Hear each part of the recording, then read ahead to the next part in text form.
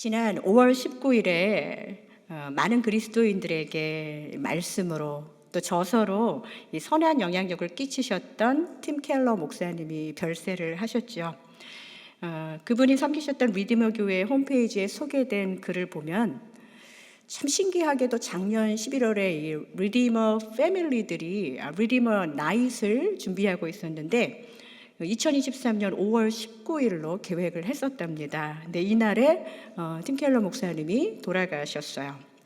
그러면서 이 리디머 나잇의 Message from Tim Keller라는 그 타이틀로 이 켈러 목사님이 돌아가시기 전 몇 주 전에 네트워크 목회 리더십 팀으로 교회와 또 사역에 대한 앞으로의 비전을 공유해달라는 그 요청을 이제 수락하셔서 그 목사님이 영상을 한 10분 정도 만들어서 그 공개했던 그런 영상을 본 적이 있습니다.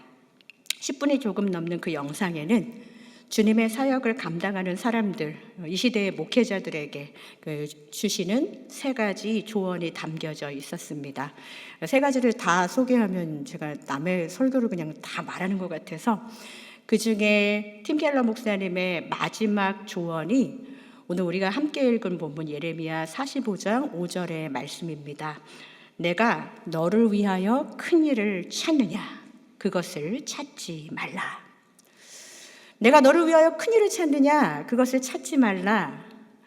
팀 켈러 목사님이 이 세 번째 조언을 하실 때 그분이 췌장암으로 아프셨잖아요. 몸이 힘드셔서인지 모르겠지만 last 이렇게 하시면서 한숨을 푹 쉬시면서 forget about your reputation. forget about your reputation. 너의 명성을 잊어버려라 라는 말로 이 말씀을 시작하셨습니다. 조금 더 말씀을 드리면 여러분의 명성에 대해서 걱정하지 마십시오. 사역의 성공에 대해서 사역이 성공했다고 내가 무언가를 좀 잘했다고 해서 그것을 나의 정체성으로 삼지 마십시오. 자신의 이름을 알리는 것을 주된 일로 생각하지 마십시오. 너는 너를 위하여 큰 일을 찾느냐? 그것을 찾지 말라.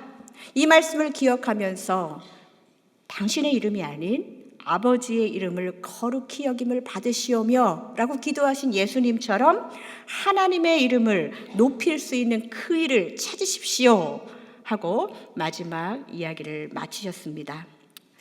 저는 이 설교를 듣고 나서 이 주옥 같은 설교, 영향력 있는 수많은 저서를 남긴 팀 켈러 목사님이 이 시대의 그리스도인들에게 마지막 조언을 한 것이 내가 너를 위하여 큰 일을 찾느냐?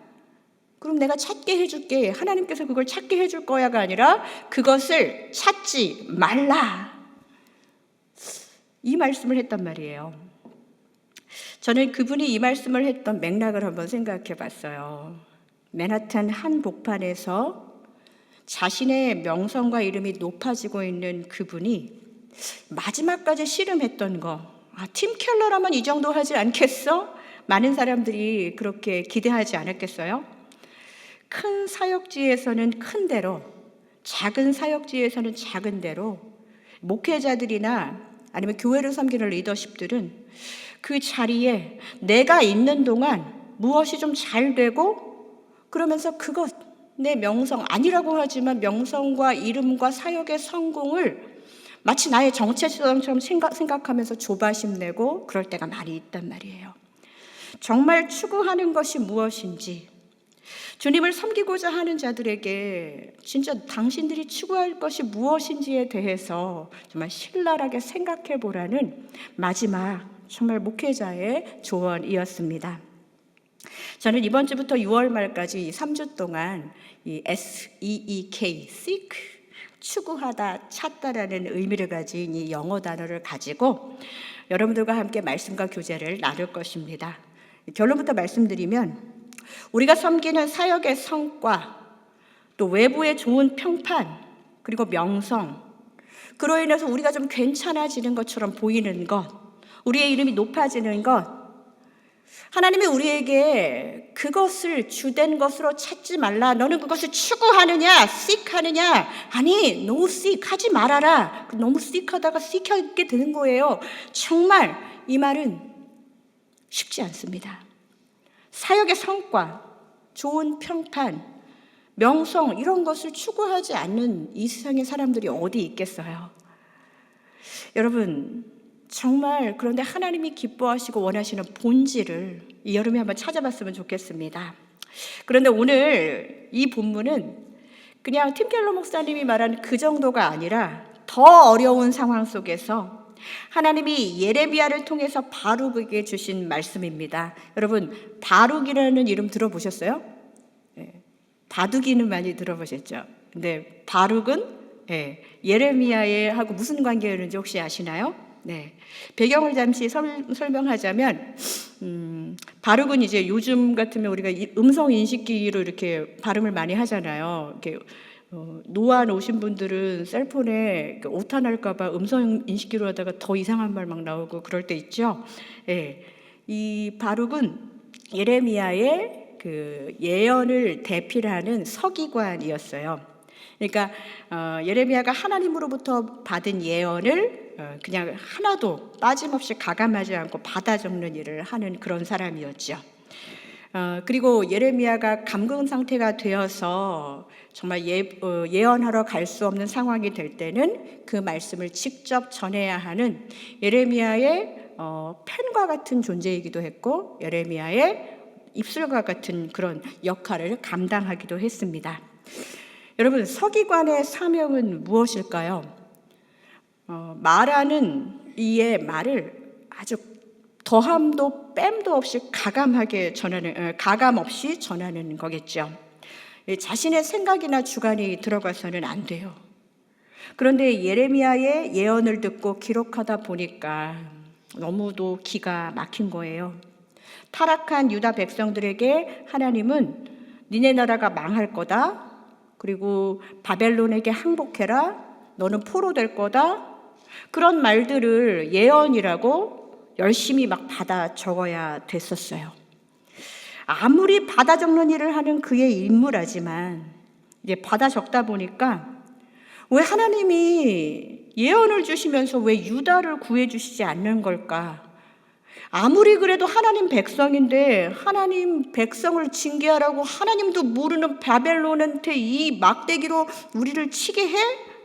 이것이 얼마나 받아 적기 어렵고 납득하기 어려웠을까요? 참 쉽지 않은 일입니다. 여러분도 가끔씩 이쪽과 이쪽의 일을 둘 다 알면서 이 말을 전해야 될 때 이걸 어떻게 해야 될까 고민하죠. 이렇게 말하면 저 사람이 안 좋을 것 같고, 이렇게 말하면 이게 거짓말이 될 것 같고, 이런 생각을 할 거 아니에요. 바룩에게도 서기관으로서 그런 어려움이 있지 않았겠습니까? 여러분, 예레미야와 바룩은요, 유다 백성들이 그렇게 엉망진창으로 하나님과의 관계를 했을 때도 하나님께 신실한 사람이었어요. 유다 백성들이 하나님을 배신하고 그 죄의 길에 있을 때도 예레미야와 바룩은 하나님께로 시선을 고정한 사람들이었습니다. 그런데 우리가 여기서 이 지점에서 겪는 어려움이 있어요. 왜냐하면 그렇다고 해서 바룩과 예레미야만 유다의 멸망적인 운명 속에서 니네들만 내가 딴 데로 이민시켜줄게 하는 특혜를 누리지 않아요. 아니, 특혜가 아니라 사실 그 유다 안에서 망할 거다, 포로될 거다 이런 말을 하니까 유다 왕과 백성들에게 더 심한 고난, 죽음의 위협까지 당할 만큼 유다 백성, 죄 지은 유다 백성보다도 더 좋지가 않아요. 상황이 이렇습니다. 우리가 신앙생활을 하다 보면 이런 상황들을 마주하게 돼요. 나는 잘못한 게 없는데 이 공동체가 당하는 어려움 때문에 이거를 피할 수도 없고 내 상황도 더 이상해지는, 그러나 우리는 신앙적으로 이 말씀 안에서 우리의 선조들이 어떻게 이것을 신앙으로 해석했고 하나님이 말씀하셨는지를 볼 필요가 있습니다. 오늘 우리는 이것을 보기 위해서 함께 말씀을 나누는 거예요. 우리가 하나님으로부터 추구해야 하는 것이 무엇인지를 주목해야 한다는 것이죠. 바룩이 서기관으로 그것을 대필하면서 진짜 예언은 이럴 거야 하고 너네들은 다 구원받을 거야. 바벨론은 하나님이 물리쳐 줄 거야. 이런 시나리오를 다 써왔는데 뭐 하나도 들어맞지 않았다면 얼마나 낙심이 됐겠어요. 바룩의 마음을 생각하면서 in between, 여기저기 중간에 끼어있는 우리의 난처했던 상황들을 한번 돌아봤으면 좋겠습니다. 그리고 3절을 한번 볼게요. 오늘 보면 3절 보겠습니다. 네, 함께 읽습니다. 내가 일찍이 말하기를 화로다. 여호와께서 나의 고통에 슬픔을 더하셨으니 나는 나의 탄식으로 피곤하여 평안을 찾지 못하도다. 그냥 말씀 두세요. 거기 보면은 고통이라는 말이 나오고 슬픔이라는 말이 나오고 탄식, 피곤. 이 말씀 읽는 것만으로도 너무 피곤하죠. 단어가 굉장히 희망이 없어 보여요. 바룩의 마음 상태였어요. 고통이 있어요. 왜 고통 없는 인생이 어디 있겠어요? 개인적인 고통이 있었어요. 그런데 어떻게 했다고요? 슬픔을 더하셨다고 그랬어요. 이 슬픔이라는 것은 이 유다의 멸망을 앞두고 진짜 이것을 알면서 이 공동체적으로 내가 갖는 슬픔이 있는 거예요. 여러분들도 혹시 그런 공동체적 슬픔을 경험해 보신 분들 있으실 거예요. 섬기던 교회가 어려움으로 분쟁이 있는데 나는 진짜 가만히 있고 싶은데 그냥 그 분쟁 때문에 나는 너무 슬퍼서 교회를 떠났어요 하시는 분들이 계셨어요. 나의 개인적인 고통도 힘들어 죽겠는데 또 와서 이런 슬픔을 마주해야 돼요. 그래서 나는 나의 탄식으로 너무 피곤하고 평안조차 찾지 못해요. 하나님 앞에 바룩이 이런 이야기를 한 거예요. 내가 이거 하자고 예레미야 예언자의 이 서기관 이 노릇을 하고 있는 겁니까? 생각했을지 몰라요. 여호와께서 나의 고통에 슬픔을 더하셨으니 이 바룩의 탄식을 생각해 보면서 이 말씀만 읽으면 하나님은 너무 바룩에게 잔인한 분 같잖아요. 가만히 놔둬도 고통스러운 이 신실한 하나님의 사람에게 무죄한 이 하나님의 사람에게 슬픔까지도 더하게 하셨다. 우리는 그 슬픔과 고통이 무엇인지 잘 모르지만 예레미야의 예언을 받아 적고 그것을 대신 선포하는 그 모든 과정에서 일어나는 생명의 위협과 다른 사람들에게 있어서 그 어려운 일들을 다 이렇게 마주해야 하는 이 바룩에게는 이 모든 상황들이 고통이었을 것입니다. 내가 이렇게 한다고 해서 오지 않을 재앙이 안 오겠어? 하나님의 말씀을 전하시는 사람에게 내가 그래도 좀 이렇게 내가 받아 적었더니 괜찮대 라는 이런 매력적인 말로 누군가에게 희망을 주어야지. 그들에게 무언가 매력을 주고 혹하게 해야 될 거 아니야. 근데 나는 내가 지금 서기관으로서 할 수 있는 일은 니네가 망한다는 걸 글로 쓰는 것밖에 없어. 나도 좀 면이 서고 나도 하나님의 일을 하는 이건 가오 어깨에 힘이 또 뽕도 좀 들어가고 그러면서 그렇게 사역하고 싶은데 하나님을 하고 싶은데 지금도 내 문제로 충분히 고통스러운데 공동체의 슬픔까지 안고 나는 핍박 어디서도 바벨론한테도 유다한테도 나는 너무 피곤해. 이게 바룩의 생각이었어요. 슬픔이 더해지고 있어요. 이 슬픔은 그냥 내가 선택하지 않는 그 유다 백성이라는 그 운명 공동체, 내가 유다 사람이라는 그 이유만으로 나라를 잃어야 하는 시대적인 아픔을 가져야 됐었죠. 아무리 내가 하나님을 잘 믿는다고 해도 나도 피해갈 수 없는 소망이 없는 포로의 신세가 그것보다 더 슬픈 것은 그래도 정신 못 차리는 유다 백성들 고통에 고통을 더한 슬픔. 그래서 바룩은 탄식으로 피곤하여서 평안을 찾지 못한다고 하나님께 그렇게 호소했던 거예요.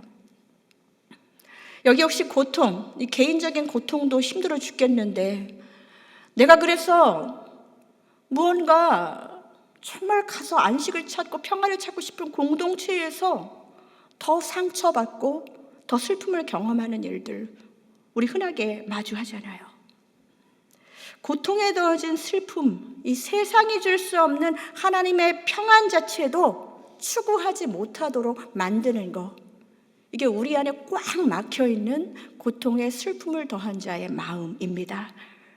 아마도 우리는 다 바룩 같은 그런 신세일 때가 많을 거예요. 그래서 세상이 줄 수 없는 하나님의 평안조차도 느껴지지 못할 때가 많지요. 그런데 하나님은 여기에서 왜 네가 내 예언을 바꾸는 일, 남들한테 괜찮아 보이는 일, 너는 너를 위해서 그것을 찾으려고만 자꾸 애쓰고 있느냐? 그것을 찾지 말아라. 나를 그냥 찾으면 돼. 하나님을 seek, 하나님을 찾으라고 하나님은 말씀하시는 거예요. 빼앗긴 들에도 봄이 오고 고목나무에도 꽃이 피듯이 우리의 고통에 더해진 슬픔, 하나님은 그것으로 우리의 인생을 그냥 끝나게 두시지 않는다는 거예요. 그 안에서도 하나님을 분명히 찾을 수 있다고 말씀하십니다. 너는 왜 네 방식대로 네가 생각하는 그럴듯한 모양새로 나를 찾느냐? 아니야. 내가 너에게 준 그 상황 안에서 나를 찾아야 돼. 고통 더하기 슬픔, 정말 나도 힘들어 죽겠는데 모든 공동체가 슬퍼하는 이 상황 속에서도 정말 하나님을 추구했던 사람이 있잖아요. 바벨론의 포로로 끌려갔지만 끝까지 하나님을 추구하면서 하나님의 일꾼으로 일평생 살아갔던 다니엘 같은 사람 있잖아요. 에스더 같은 사람 있잖아요. 우리는 우리에게 너무 억울함으로 이 마음속에 고통과 슬픔으로 가득 찬 그 안에 하나님의 평안을 기대하지 못할 때가 너무나도 많이 있습니다. 그런데 하나님은 그런 바룩에게, 그리고 바룩과 같은 우리들에게 말씀, 예레미야 45장은 딱 5절이에요. 모든 것이 이 예레미야 45장의 주인공은 바룩입니다. 하나님이 그동안 글씨 쓰느라 힘들었던 바룩에게 이런 회복의 말씀을 선포하셔요. 4절과 5절을 한 호흡으로 읽겠습니다. 같이 읽겠습니다. 너는 그에게 이르라. 여호와께서 이와 같이 말씀하시기를, 보라, 나는 내가 세운 것을 헐기도 하며 내가 심은 것을 뽑기도 하나니 온 땅이 그리하겠거늘 내가 너를 위하여 큰 일을 찾느냐? 그것을 찾지 말라. 보라, 내가 모든 육체의 재난을 내리리라. 그러나 내가 가는 모든 곳에서는 내가 너희에게 내 생명을 노력하듯 물 주듯 하리라. 여호와의 말씀이니라. 아멘. 이 말씀이 너무 좋아서 제가 흥분해서 노량물 주듯을 노력하듯이라고 잘못 읽었어요. 여러분, 이 말씀의 뜻을 아시겠어요? 내가 부수든 헐든 간에 나는 내가 세운 것을 헐기도 하고 심은 것을 뽑기도 한다는 거, 하나님이 이런 분이라는 거, 이게 무슨 의미일까요? 나를 세워주셨을 때 너무 막 괜찮았어. 나를 헐어버리실 만큼 초라하게 만드시는 하나님,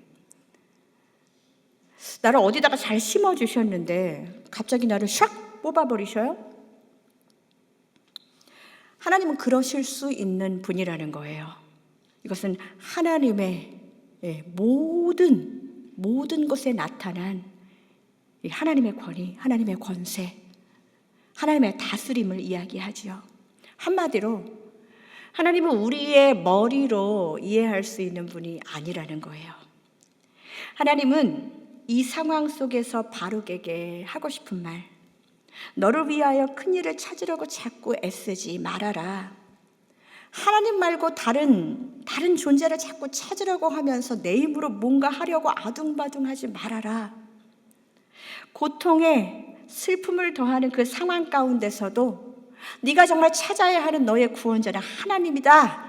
너가 너의 구원자가 되려고 애쓰지 말아라. 너에게 주어진 이 공동체적 운명의 상황 속에서 내가 무언가 할 수 있다고 생각하면서 하나님께 힘을 구하지 않고 네 힘으로 뭔가 하려고 하지 말아라. 네 힘을 쫙 빼라 라는 말이에요.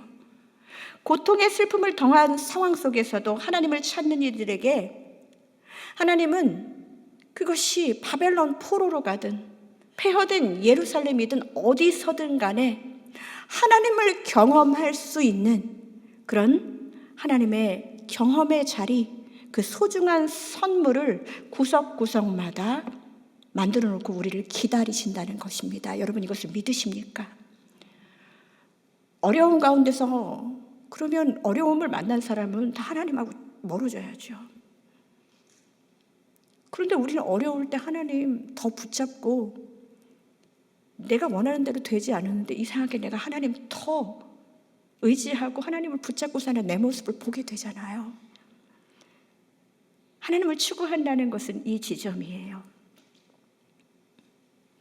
여러분, 개인적인 고통, 공동체적인 슬픔, 평화를 찾을 수 없는 이 시대 속에서 하나님은 어디나 하나님의 사람들을 위한 은혜의 선물을 반드시 남겨두신 줄로 믿습니다. 우리가 정말 seek, 추구해야 할 것은 지금 내 삶에 이것을 이렇게 바꿔주면 하나님을 찾겠습니다가 아니라 나에게 두신 이 인생의 자리, 나에게 지금 허락하신 이 엄청나고 기가 막힌 상황 속에서 하나님이 나를 만나고자 하시는 그 경험의 자리, 은혜의 선물로 주시려고 남겨두신 그 자리를 치열하게 기도하며 찾아야 한다는 거예요. 우리는 그것을 찾아야 합니다.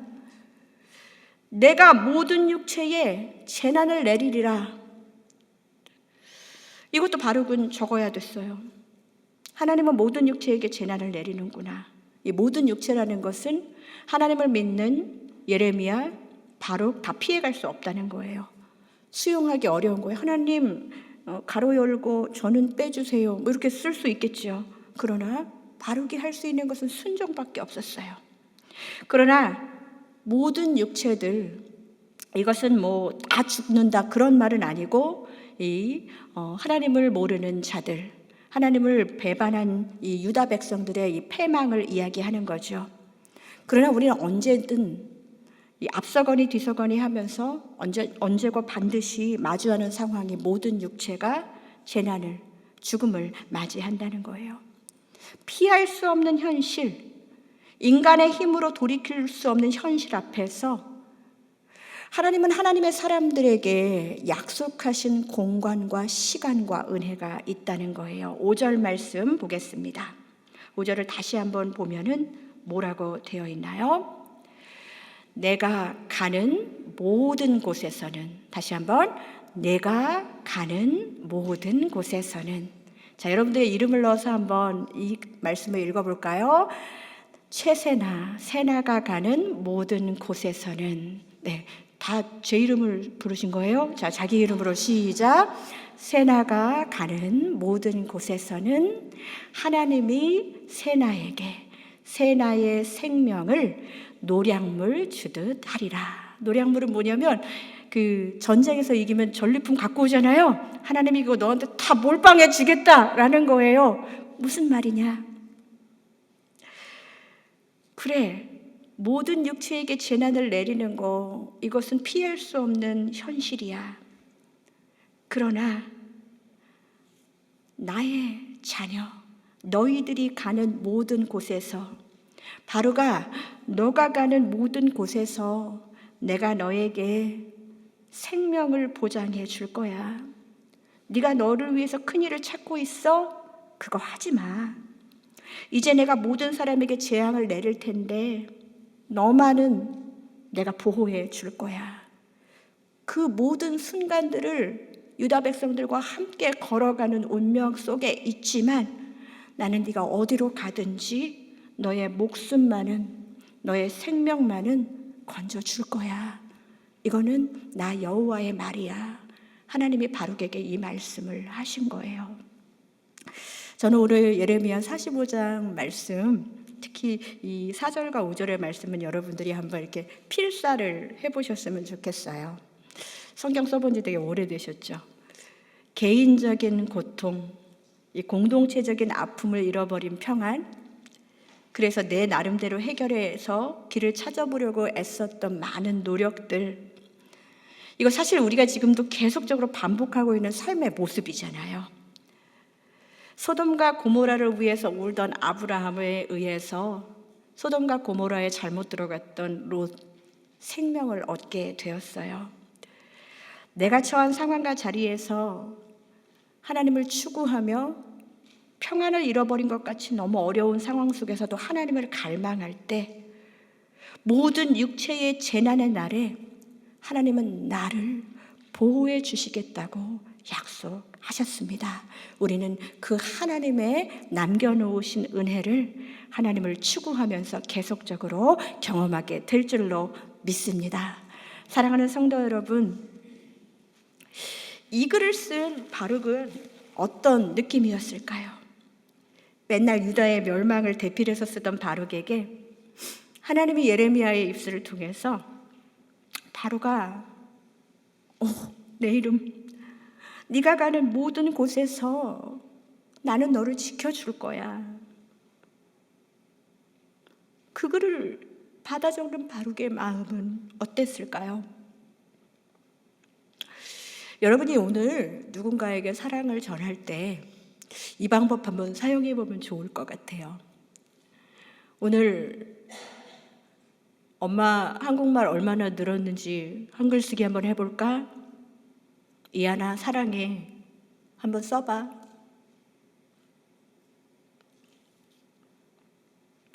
제가 어저께 학교 갔다 와서 4시간 낮잠 잔다고 애를 호되게 꾸짖었거든요. 잠자는 애를. 네, 여러분, 하나님의 사랑의 메시지를 받아 적는 그 바로 맨날 재앙의 말만 쓰다가 이거 진짜 쓰기 싫어하는데 거기에서 하나님이 나를 향한 사랑의 메시지를 적게 해주셨어요. 여러분들, 이 지점, 하나님을 추구하는 것은 내 개인적 고통과 시대적인 슬픔과 공동체적인 아픔 속에서도 하나님을 추구하는 자들에게 하나님이 주시는 은혜가 반드시 있습니다. 팀 켈러 목사님은 췌장암으로 투병하는 개인적인 고통과 최선을 다해서 목회했음에도 불구하고 점점 더 멀어지고 있는 맨하탄 한복판에서 사역자로서 얼마나 이 공동체적인 시대적 슬픔을 안으면서 사역하셨을까 생각해 봅니다. 교회를 부흥시키고자 얼마나 많은 새로운 것들을 추구하고 찾아갔을까요? 얼마나 많은 팀 미니스트리를 통해서 어떤 이벤트를 하면 사람들이 더 많이 올까 그런 생각을 했겠습니까? 이거 잘 해결하면 나도 괜찮은 목회자가 될 것 같고 교회도 명성을 얻어서 사람들이 교회를 더 찾아올 것 같고 교회가 부흥할 것 같고 사람들이 양적으로 늘 것 같고, 그런데 하나님의 시나리오는 이게 아니라는 거예요. 우리가 찾아야 하는 하나님은 내가 이렇게 아픈데 공동체 안에서 더 상처받고 고통을 허락하신 그 하나님은 그분이 우리 인생 여정 곳곳에 남겨두신 은혜의 선물을 찾고 추구하고 하나님을 더 갈망하라고, 그래서 하나님을 더 예배하라고 우리에게 이 인생의 숙제를 허락하셨습니다. 여러분, 우리가 예배하는 이유는 그것이에요. 오늘 주보에 보면은 질문에 여러분들은 수요 여성 예배를 통해서 무엇을 추구하고 기대하고 있는지에 대한 질문을 질문지에 실었어요. 뭐 이름이나 명성 나타내려고 여기 오시는 분들은 안 계실 거예요. 오히려 사역하는 저나 그리고 함께 이루는 이 리더십들이 이 사역의 성과 이런 것들로 혹시라도 이 상반기를 너무 분주하게 지나간 것이 아닌가 돌아보는 시간이 되어서 저는 개인적으로 오늘의 말씀을 묵상하면서 내 자신이 진정으로 추구하는 것이 무엇인지 다시 돌아보게 되었습니다. 여러분, 이제는 우리의 추구하는 거, 기도하는 거 좀 달라졌으면 좋겠어요. 질병의 회복을 위해서 기도했는데 그 질병의 회복은 하나님이 하시는 일이에요. 그런데 하나님은 그 계기로 한 번도 하나님을 의지하지 않았던 내 자녀들, 내 남편이 하나님 앞에 돌아오는 그런 은혜의 선물을 우리에게 발견하라고 우리에게 이 시간을 허락하셨다고, 우리는 신앙적으로 우리의 고통과 슬픔의 시간들을 해석해 내야 될 필요가 있습니다. 그래야 항상 기뻐하고 쉬지 말고 기도하고 범사에 감사하는 시간이 되는 거예요. 내 자녀의 성공, 어머니로서 내 자녀가 뭘 잘 되면 그것이 내 정체성 같고 내가 살아갈 이유라고 생각하면서 그것을 추구하면서 살았던 내 인생에 갑자기 기도하다가 아픈 다른 자녀가 보이고 내가 씨름했던 문제들 함께 기도할 수 있는 그런 고통의 사람들이 함께 모이고 그러면서 내 자녀를 위해서 시작했던 이기적인 기도가 누군가를 위해서 함께 기도하고 충고하는 나로 변화시켜 주신 그 은혜, 그것이 하나님이 남겨두신 고통과 슬픔 속에서 우리에게 추구하고 찾으라고 하시는 은혜의 선물이라는 것이죠.